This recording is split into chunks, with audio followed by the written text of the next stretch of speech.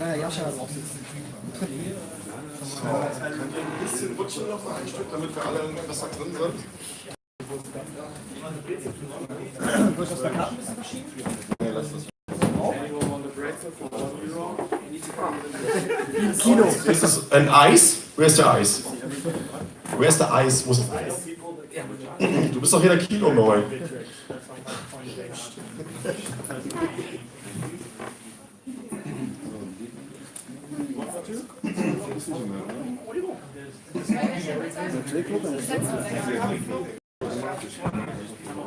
Can you read the link, David? Sure. Will you live Alright, so it's Zeggen we dat het livestream online is? running.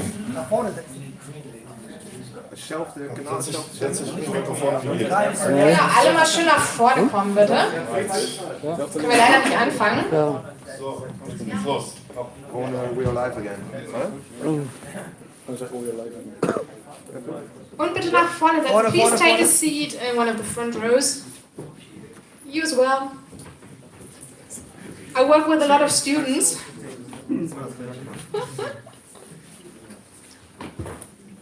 So learn to wait for that.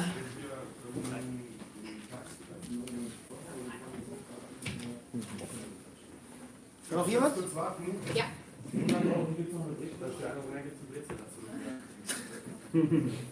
Jans Geschäftssinn ist im Kino.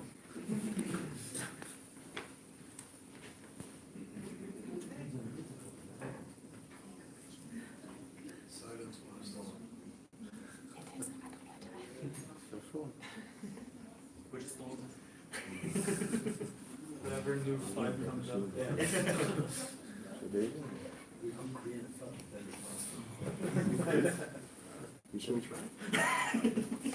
I heard that Wakanda banned Bitcoin too. So, kann losgehen. Okay, welcome to our panel discussion for the conference.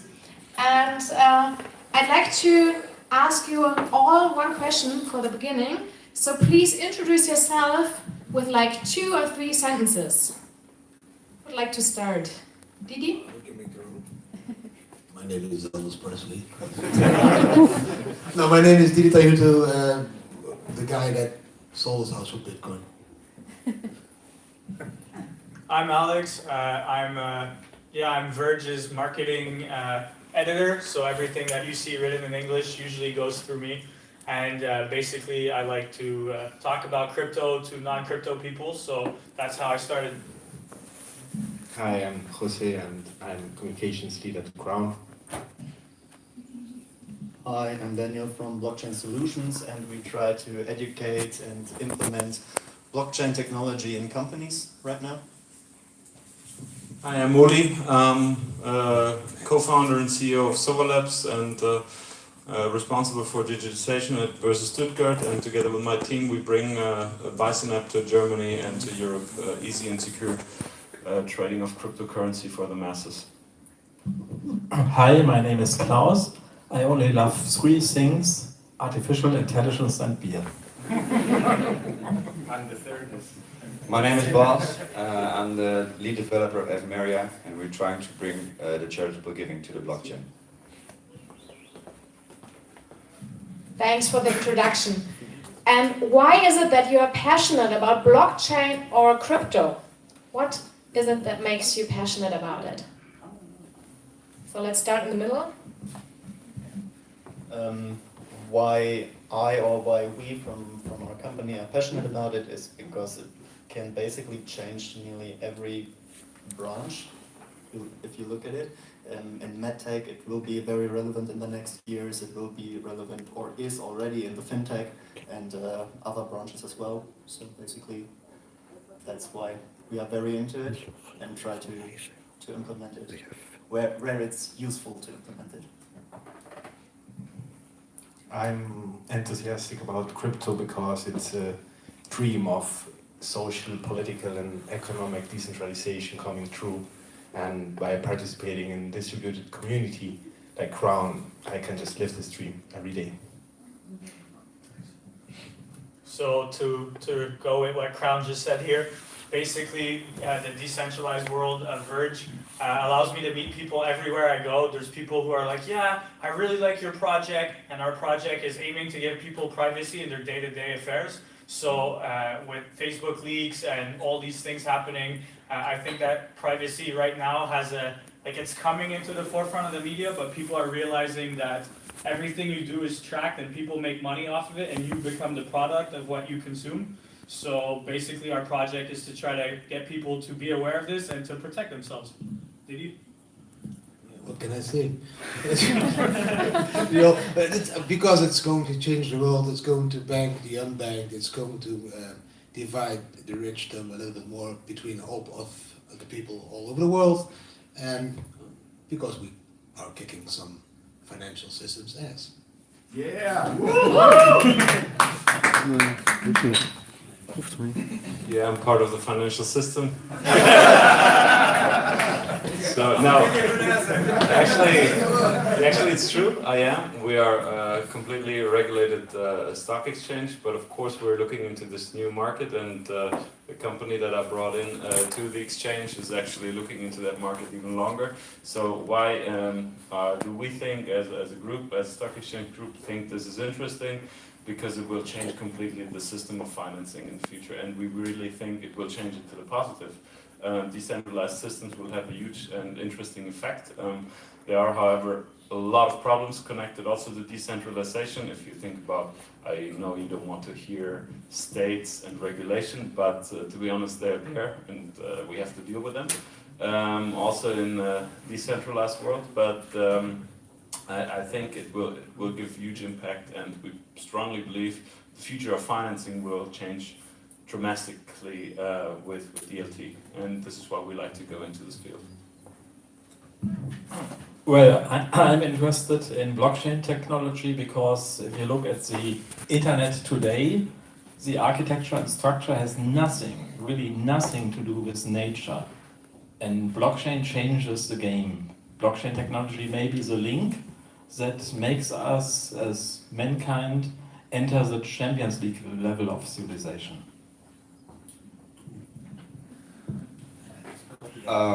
Well, the thing about blockchain is, in our use cases, we're trying to account and track the donating scene, and with blockchain it is providing us that environment to do so. And yeah, everything has already been said, so I can't add anything more to it. World peace. Thanks. Luigi prepared 2 questions for you. What are your goals for the next years, and do you see any threats? Would like to answer that. What are your goals for the next years? My goal is to enjoy life every day, and the threat I see coming is that Bitcoin could crash. No, it won't crash, but no. I think everybody needs to consider the goal. Just enjoy life every day. If you wake up, pinch yourself, I'm alive, it's beautiful, my kids are alive, my family is alive. I think this is the biggest thing that can happen to you every day again. So my goal is to continue talking to people about how they can use blockchain to change whatever it is that their businesses run. There's so many logistical improvements that can be done with blockchain. I also talk about Verge and the importance of privacy, so both of these things are super important, but like it's besides just the currency, it's the technology. What everybody here is trying to say is this technology changes how we organize stuff. I study management and I want to use blockchain to reduce the use of managers, so in the next 2 years, that's what I'm going to write about. Yeah, blockchain changes how we organize stuff, but it also changes how we organize ourselves. And that's what I want to do in the next few years, along with my colleagues and friends at Crown. We are building a network that will last through this crisis that we have, and that's how we want to be set up at the end, to have a great network of people who you share a vision with, and you can make it come reality. Threat is time, of course. We have not so much time. Yeah, when it comes to 2025, I think that, or I hope so, that many companies will get why we are so fond of blockchain and why we are fond of the technology and try to implement it everywhere, because it's basically a way fairer system, I think. And yeah, it will also change things of like how we identify ourselves within our society, within civilization, and Goal, mass market adoption of cryptos. Well, there are certain things to do and some important things to avoid. What I would try to avoid is that there exists a blockchain Facebook, a blockchain Google, or blockchain Microsoft. No. And what we have to do so is, if we believe in biological structures and self-organization, not a single company can provide a self-organized marketplace. So our company Thiel has to find partners, connect, building a network of companies, especially in Europe, and together we could make the Vision 2 and self-organized marketplace will be there one day. We at Evimeria want to deliver our product on the roadmap. Like we promised. Thanks. And you were already talking about 2025. What do you think about the acceptance from the the mass acceptance from cryptocurrency? What do you think about that till 2025?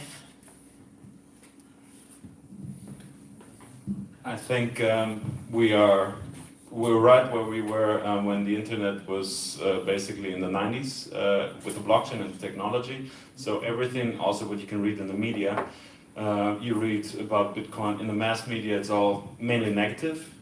It changed a little bit now as people are really getting into it and really looking at the protocols and what's behind the ideas, the business models, what you can actually do with it. What you guys just said, you know, start new business models completely from scratch. So I think it will be quite tough to educate the mass market to what you can actually do with it. Also incorporating this thought that the technology is not finished. It's not, you know, think about in the 90s when you were using your smartphones. Yeah, exactly.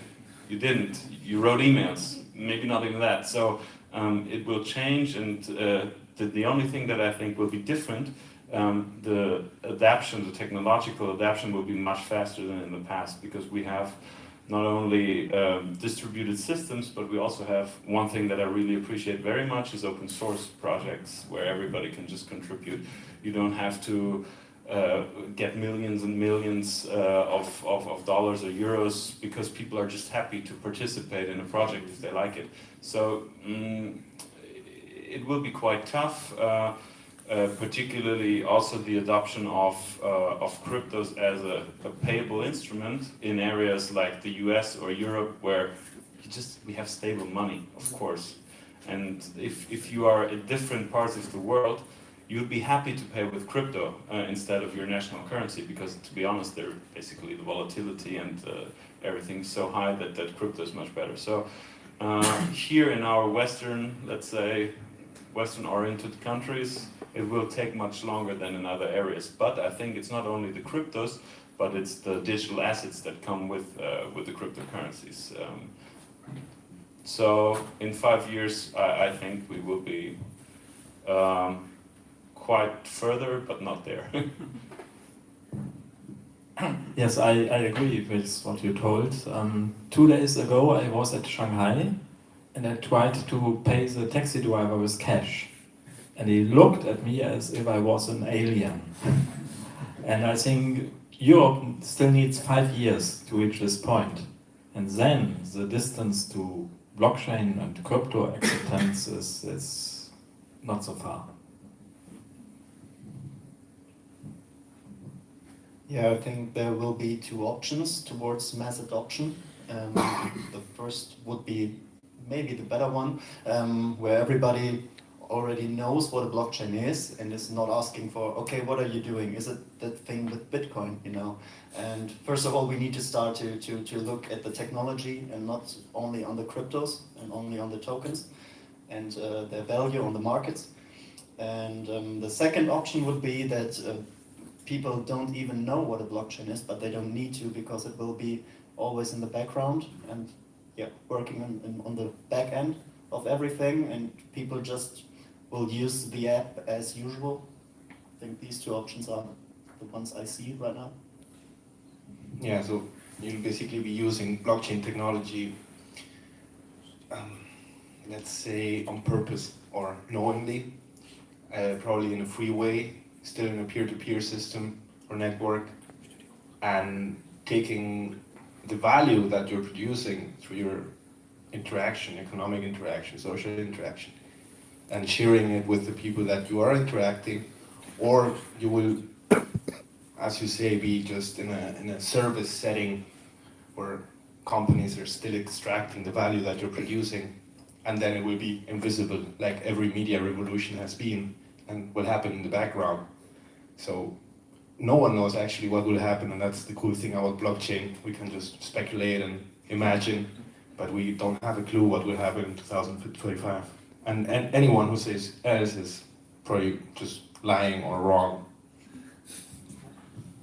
Yeah, to continue on his idea as well, what I want to see is I want to see a world where people can travel everywhere and pay with crypto without having to worry about 2.5% conversion fee between euro to US dollar to whatever dollar. I don't want to hear people tell me I had to wire money to my family and I paid $75 off of a $500 transaction. Like, it's ridiculous. I want to see credit cards remove fees to being used, so that merchants no longer have to fight to get, hey, I want to keep some of the profit that I make for selling to people with credit cards. I want to see the financial markets start to adapt to the realization that people can now transfer wealth as easily as they can send a text to the person next to them.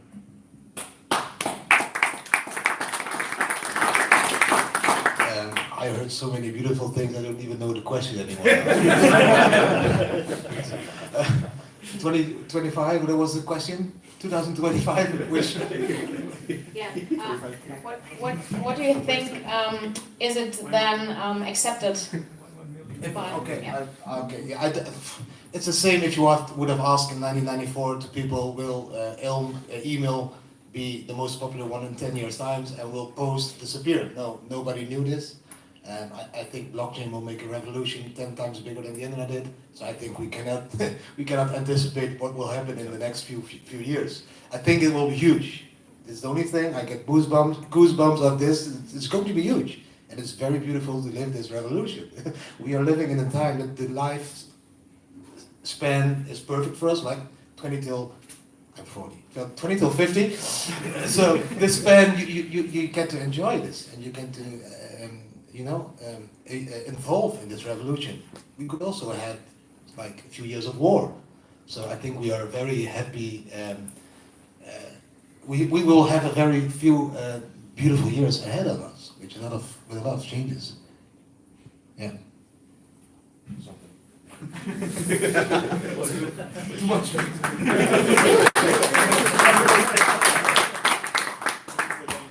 Thank you. I got some more questions and comments from the audience, and one is quite provocative. It says, technical analysis is cool and all, but I think cryptocurrency is meant to be used to exchange wealth. So what do you think about that?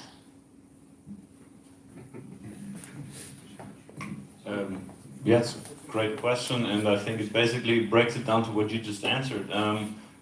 Distribution of wealth. So we have quite some requests about crypto trading, also on an institutional level, and I got some really interesting requests from a company that would like to partially pay their employees with fiat and partially with crypto, which I think is a great idea. On the same time, if you want to distribute wealth, we're currently on a volatility level of the cryptos that 1 month, if you have to feed kids and make a living, then you cannot be sure if you do that sometimes you can buy 5 pretzels and sometimes you can only buy 1 pretzel. So and still you're 4 people. So it's a question of how stable will the system become, I guess. I think, to be honest, it will be in a couple of years, if prices are more stable, not what we're seeing right now, I think you can actually go that way.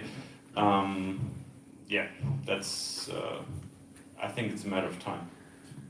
It's actually a really interesting question, because if you think about it, Bitcoin is designed as a game, right? So if you mine Bitcoin because you can win in this game. You can win more than you invest, be it electricity, hardware. So actually the way that Satoshi Nakamoto got people to secure the network and so that coins can also be distributed is because they can win. They can win money, or digital money, Bitcoin. And all this is just coming back at us now. And TA and trading is nothing other than just gaming a network that was designed as a game. So actually these people are just smart people who see the possibility to make money with others' mistakes. So there's two solutions. We learn more and make less mistakes and make them go break even. So they stop trading and it all becomes more stable. The less speculation, the more use, the more stability. So the system is just as stable as the people that are using it. And we need more time and to learn faster than analysts that are, as you said it yesterday. Maybe you can repeat that because it's a great quote in this context. Which quote? Where you were quoting John McAfee. Yeah, okay, that's where I wanted to go. Eat your balls? No. Cannibalism is, way back in human history. That's even before fiat. John McAfee tweeted yesterday that traders are like pirates. They're skimming the profit of other people and they're taking it for themselves. And actually the question that you wrote is my question. So the question that you have there was my question. A lot of people who do TA, they're like, yeah, TA is great, but the market is so manipulated. Like John McAfee will tweet about a coin, and then people who aren't necessarily involved in the crypto space enough will be like, that's a great project because John McAfee is like everybody's older uncle that lived a really cool life and you have a lot of respect for, but you shouldn't follow his Christmas advice. I think everybody knows somebody like this. So John McAfee also tells people, don't take me seriously, but people take him seriously. And when people trade, you do TA, and then all of a sudden John tweets something, somebody gets wrecked. So crypto wrecks people at the same time that it makes other people rich. So when people are only into TA, which is what we see right now, that's why there's so many exchanges are asking coins to have a limit of volume, which I think is outrageous. You shouldn't ask a coin to have volume, because let's go make bots and then just have bots selling to each other so that you have volume on your exchange so people come in. I think you're removing the notion of cryptocurrencies being used for day-to-day stuff. People just create a coin to have a pump and then they dump it. So yeah, I think that you have to be careful. Not all trading is bad, but a lot of it right now is just when Moon, when Lambo. Yeah, I think trading is. So when are we going to London? No, I think trading is not for everybody. So it's not for everybody trading, and every time there is something new in the world, like internet or cryptocurrency, and the first part of something new is triggered very emotional. And we are still this very emotional trading phase of newcomers to a market that don't even know how to play the game, but they just react on emotions, which is human. So I think it will take some time before people can really trade on TA based on crypto as well. We need to lose emotion in the trading. Thanks. I would like to make some remarks concerning the distribution of wealth. Well, the key question is, can cryptocurrency be part of an economy? And there's a simple answer. Cryptocurrency will be part of economy if cryptocurrency is money. Now, you won't like this, my answer, but Bitcoin isn't money yet. Could be with some changes, because we have a theory about money provided by John Maynard Keynes, who observed what happened in the 20s last century when a big catastrophe existed, because we had the inflation and we didn't know about the function of money. And one problem in the theory of money is, with cash, you cannot observe what happens to the money. The distribution, the cycling of money is one part of the calculation of the worth of money. And for example, before the war took place in the 20s, some people stored the cash under the bed and nobody could measure what happens to the money. And if we accept the theory of John Maynard Keynes about money and adopt it to cryptocurrency, then we have a theory that decides the amount of cryptocurrency should exist on this planet. And then there should be an organization like the UNO that says, okay, today there should be this amount of units of cryptocurrency that provides wealth to the economy. So it's not about technology, forget technology. Economy will decide if cryptocurrency succeeds. Well, to go back on the TA part, I don't believe in TAs. I mean, there are like thousands of people putting TAs out there. And like at the end of the day, just one or a couple are right. And they're like, yeah, well, you know, I told you, it's, you know, follow me and I'll provide you with more TAs. They're just all individuals, you know, caring about their own portfolio, increasing, you know, rather than, you know, everyone increasing their portfolio. So I think it's bullshit. When I look at a project or I look at coins, I take a look at the community, I take a look at the current market cap, the supply, their GitHub, and at that point I decide for myself if I find it worth investing my money into or not. But TAs are just not the way you should be trading. You should go on your own instinct and what you find confident in investing in, because it's your money, it's not someone else's money. Maybe there are questions from the audience. So there's a question from the audience, and we have a second mic, so just a second. Who had the question?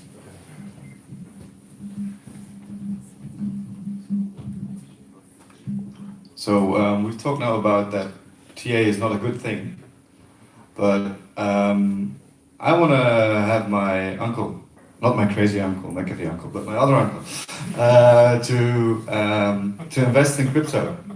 And I want him to make his own choice, but he's just a working man, he does his thing. So how do you guys propose that he finds a project that he likes? Because I can't only show my own project and then I'll share it to the max, of course, but how do you guys think is a good way to, as we're talking about trade analysis, which is a big, how do you call it, source of information for a lot of new people into crypto, how do you propose to get those people into good projects? So, well, my first thing is, there's nothing wrong with you telling your uncle what you believe in. Like, I have a OnePlus 5T, and I will shill that phone to everybody. It costs less than the Samsung S9. It's a great phone. I'm gonna get a 60. Yeah, the 60 is even, like, I'm trying to get my girlfriend to buy my old phone so I can get the 60. Is there a difference to it? For me, nothing. I have 8 gigs of RAM, 128 gigs of SSD space. It's better than my first computer. See, I'm just shilling my phone here. But like, when you're talking to your uncle who's a working man who doesn't have time to do research, there's nothing wrong with saying, hey man, I'm gonna give you $100 on a paper wallet, here you go, it's yours. Yeah, and then tell him after, sell it if you want, keep it, and then look into the space. But then the problem happens. He tells his friends who are also working people, and then I'm not in the picture anymore. I'm not telling him about the project. I'm not shitting. He's only copying my message, and then those people, and he will be going to TA and will be misinformed because there's those money grabbers who want to see their own bags increase and say, yeah, it's going to go up, or want to short on something and say it's going to go down. So I think if your uncle doesn't have time to trade, he just shouldn't trade. It's very easy. And if he has a little bit of time, then he should just buy and hodl and just wait. Oh, that rhymes. the rap album. It's coming soon. So, thanks for that. And now I have a more personal question, and it quite relates to what you said about trading. Who of you has bought so early that you're still in a positive win the Bitcoin. And who wants to share about that? I'm still positive. In crypto. Well, I made my money, and I was a bit, like I bought before the last bull run, and I took out everything I put into it. So everything I have left is profit from before. So even though it's not, like, it's still a loss because I could see what the fiat value was in December, even though I see that, oh yeah, it could be bigger, I still have taken out the fiat value that I have, and I've continued to work on these projects that I believe in, continue to work in the space. So for me, like, as long as people believe in the project, the fiat value of the coin is not there. Like, I want to spend my crypto. I want to have the Verge wallets out, and I want to go and say, hey, I owe you $10. Here's $10 of Verge, and that's it. That's all for me. As long as we do that, then whatever the value is, 1 XVG is 1 XVG. That's what we tell people. Yeah, investing is just one way of going into crypto, and investing money is also just one way. You can invest your time, you can invest your skills, you can mine, you can stake, so many ways to get into crypto. And I would just like to join Alex and say I want to spend it, and then you're always positive because you've spent your time on something that you had fun with, you've learned a lot, and then you even could buy yourself a pizza with it at the end. I mean, damn, that's just the dream, right? Yeah, I guess this question actually aims totally on the money profit part of it. So who bought so early that you're still in a positive win though? Anybody of you? Yeah, I bought like last year in like before summer vacation, so it was like June or something. And I took out some of it in December and January, where I had Verge, for instance, and I made a lot of money on Verge. It was really cheap last year. But even this year, I made some really good money off of projects that I found really interesting and that I thought that had a real use case for this world. And you know, the community was really exciting and talkative. So yeah, I'm not like looking for the pump and dump type of coins, because if you're just too late with that, you're making a loss. But I'll like invest in something and then I'll just leave it like 2 or 3 months, and then I check it again and like, oh yeah, it's like double or triple my investment, and I'll take out my investment and I'll just leave it there, and whenever I need money, I'll just get it, cash it to fiat and buy something nice. I like bought a nice TV a couple weeks ago. So yeah, that's how I. That's how my. Did you buy it with crypto? No. Media market is not accepting crypto. It is if you use like coins. Yeah, it is. We live in crypto, man. I don't have fiat. Yeah, but I wouldn't want to wait for my TV to arrive. I wanted it the next day. So. Yeah. Well, I have the negative example. In Switzerland, my company has been founded with crypto more than ½ year ago, and my CFO gently weeps. I don't give comments on individual assets or my own. Sorry. No problem at all. Yeah, in the positives, but also in all aspects Jose mentioned. I've learned so much in the space. I'm not really looking right now at the charts. It's not the best time for it, I think. Yeah, and definitely I learned so much in the space. I furthered the skill set I have, and I think this is also a thing that should not be underestimated. That you can learn so much from crypto apart from the charts. So yeah.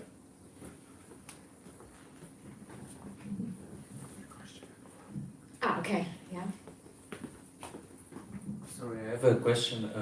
What do you think, which chances and which risks about tokenizations of assets in future? Like this idea of tokenization of everything.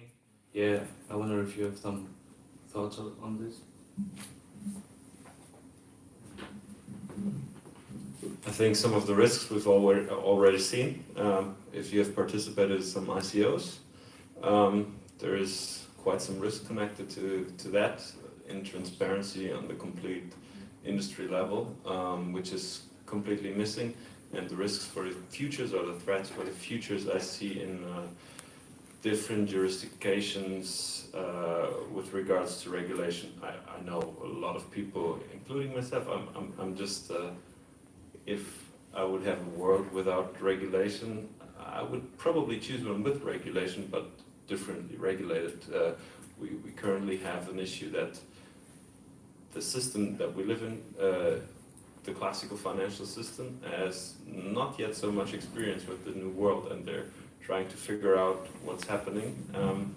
Here you have some that actually take advantage of the system and make regulation really easy. Maybe get me wrong.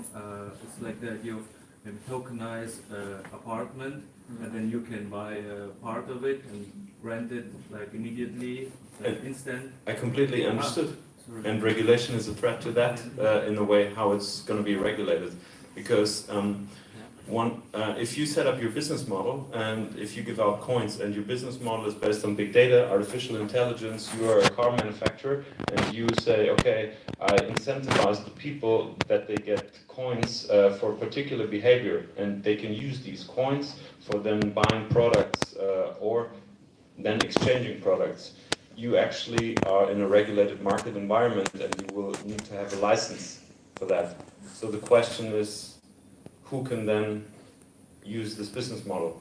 So I understood, and I think a regulation will be a significant part. Okay, thank you very much. Well, we have to be aware that we are in a quite lucky situation that we can talk about regulation, that we do not have to talk about control. During my visit at China, I observed that, for example, I make analytics on the social media platform Weibo. It's a Chinese version of Facebook. And Weibo has implemented the social score today. And who controls the technology? Our vision is a self-organization of marketplaces. But if self-organization of politics means Twitter bubbles make Trump true, and one person, one time much worse than Trump, may control the technology platform, well, then it's quite frightened. I'm going to go a bit more philosophical on your question. And tokenization, digital tokenization, is the quantifying of everything that surrounds us. And why do we quantify things? We quantify things to extract value from them, because only what we can count can extract value from. Only what we can count, we can actually control. So this is not the first tokenization in history. Actually, you have a lot of analog tokenizations, which is basically turning something that belongs to everyone or to no one into something private by tokenizing it. And the model is pretty similar to now. So you have the industry, or you have the mighty or the rich. They need more land in order to industrialize what they produce. And then they have the law. They have the state, have the government, and they design the laws so that they are able to tokenize these land parcels and privatize them. And right now you have something very similar. So you have very mighty people who want to quantify everything. Trees, how much CO2 can they absorb? They want to quantify this chair I'm sitting on, so if I sit here 5 minutes, my smartphone will pay it automatically. I won't even have to take it out of the pocket, and I will be charged 5 verge or 2 crown for sitting here 5 minutes. And it's all. So the question is, are we tokenizing something that belongs to us, or are we tokenizing the world, and even that world where our children need to live on as well? And did they decide to tokenize and quantify everything? So actually, we're turning a tool into the goal itself.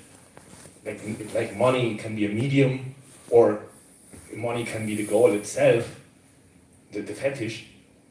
Same as with a token. So is it a tool? Do you want to exchange it, or do you just want to accumulate and count it? And that's one of the biggest risks, in my opinion.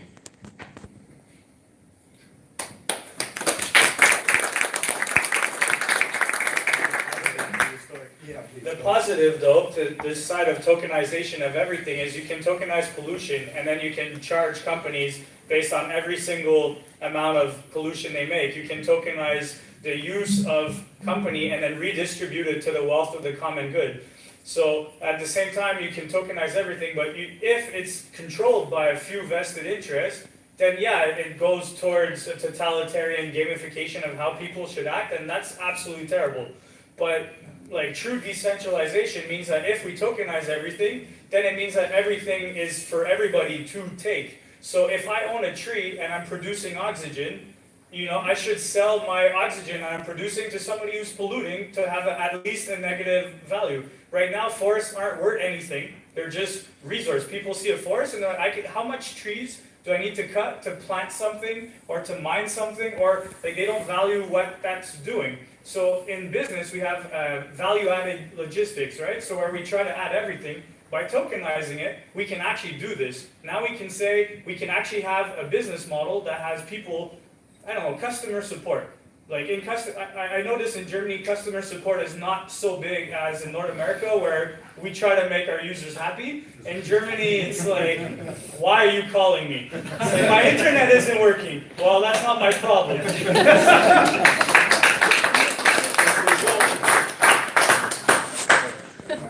So basically, like what I'm saying is that if you have the customer support tokenized into the value of the product that you're selling, now you can actually have your company where your employees are no longer human resource, but they're actually part of the company, they're part of the produce. Apple is a great company in that regards because they realize that not only are they selling a physical good, but they're selling the concept around it, and that's what most people like Apple for.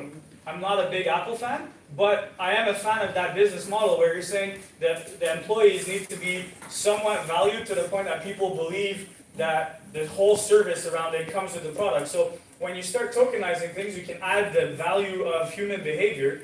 And I think it goes back to the fundamentals of what stocks are originally. Adam Smith wanted people to own in the profit of a company. Now who owns the profit of the company? Shareholders who don't care about the employees. So if you start tokenizing the value of what people do per hour that they spend, I mean, I think AI is going to be needed to calculate this, but you're going to be able to now give employees what they're actually worth. Because right now you can work for a call center in North America and you can be told, hey, you make about $50 per hour profit for the company, but I get like 15. So it's like, really, like, I don't feel so good, and you're going to give me a bonus of $300, which is like, I've made you, I don't know, 20,000 this year. So by tokenizing everything, you can actually change that too. And now value-added logistics can be used for everything. So I think there's the positive and the negative, so it always depends on the levels of decentralization versus centralization.